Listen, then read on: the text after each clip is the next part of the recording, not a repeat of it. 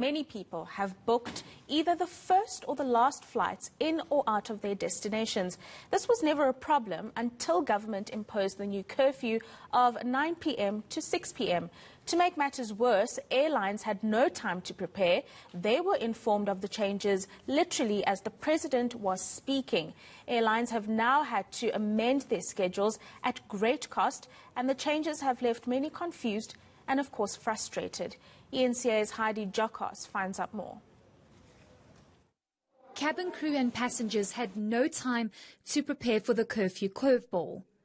With many flights operating at 6 a.m. or 9 p.m, airlines have had to scramble for a plan B.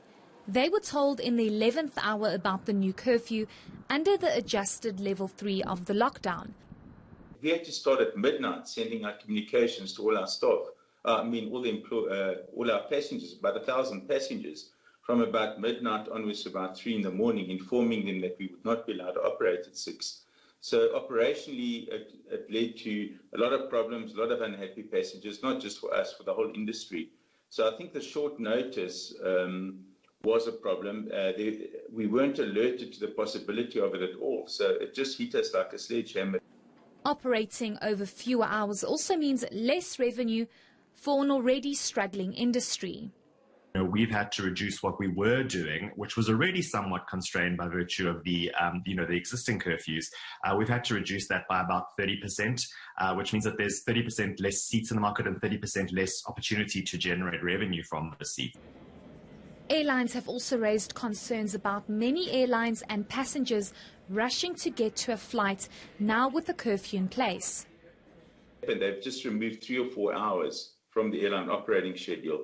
And it's not really helped from a safety and risk point of view, because now suddenly the whole market at the airports has to operate in a much shorter period. So that just leads to more congestion, more people at the airports. While if they'd left it as it was, from 6 to 9 o'clock, obviously it spreads out the flights. There's smaller queues at the airports, less congestion.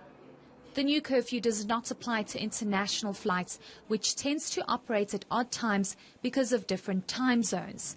Airports Company South Africa says it's too soon for them to comment.